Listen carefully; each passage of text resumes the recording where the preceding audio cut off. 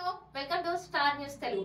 హైదరాబాద్ వాసులకు జలమండలి శుభవార్త చెప్పింది. ఇకపైన 24 గంటలు తాగునీరు సరఫరా చేసేందుకు రెడీ అవుతుంది. అలానే 100% మురుగు శుద్ధి లక్ష్యంగా కూడా పెట్టుకుంది. తాగునీరు, మురుగునీరు శుద్ధి ప్రాధాన్యంగా కూడా అంశాలుగా జలమండలి రానున్న 5 సంవత్సరాలకు సంబంధించిన ఒక విజన్ డాక్యుమెంట్ ను 2030 రెడీ చేస్తోంది. నగరాన్ని విస్తరించడంతో ఆ మేరకు మౌలిక సదుపాయాల కల్పన, స్మార్ట్ వాటర్ మేనేజ్మెంట్ వంటి కీలక అంశాలను కూడా ప్రతిపాదికలో అయితే చేసుకొని ప్రణాళికలను కూడా రూపొందిస్తుంది. అయితే రానున్న 2 సంవత్సరాలలో 20 టీఎంసీల నీరు హైదరాబాద్ నగర వాసులకు అయితే దహార్ది కూడా తీర్చడానికి అందుబాటులోకి అయితే రానుంది.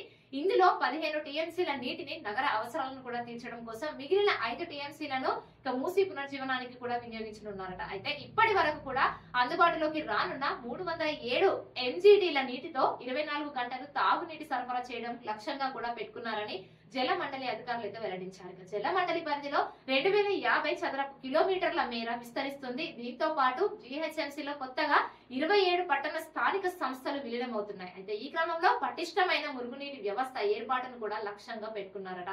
దీనిలో భాగంగా ఇప్పటికే టెండర్లు పూర్తయిన 39 ఎస్టీపీలను కూడా త్వరగా పూర్తి చేయాలని కూడా అధికారులు అయితే భావిస్తున్నారు. దీనికి గాను 17,000 కోట్ల వ్యయం అవుతుందని 2018లో ముంబైకి చెందిన షా కమిటీ అంచనా కూడా వేసింది. అయితే తాజాగా విలీనం నేపథ్యంలో కొత్త నివేదికను కూడా రూపొందించబోతున్నారు. ఇక నగరంలో నిత్యం ఏదో ఒక చోట తాగునీటి లీకేజ్ అయితే అవుతూనే ఉంటుంది. దాన్ని అరికట్టడానికి కూడా గట్టి చర్యలు అయితే తీసుకోబోతున్నారు. మొత్తం నీటి సరఫరాలో వృధా అవుతున్న నీరు 30 నుంచి 40% ఉంటుందని కూడా అధికారులు అయితే వెల్లడించారు. ఇక దీనిలో 20% తగ్గించడం లక్ష్యంగా కూడా పెట్టుకున్నట్టు తెలుస్తుంది. దీనిలో భాగంగా లీకేజీలను కూడా కారణమవుతున్న పాత పైపులను కూడా మార్చాలని నిర్ణయం అయితే తీసుకున్నారు. ఇక బల్క్ మీటర్ల ఏర్పాటుతో నీటి సరఫరా పర్యవేక్షణ చేయనున్నారు.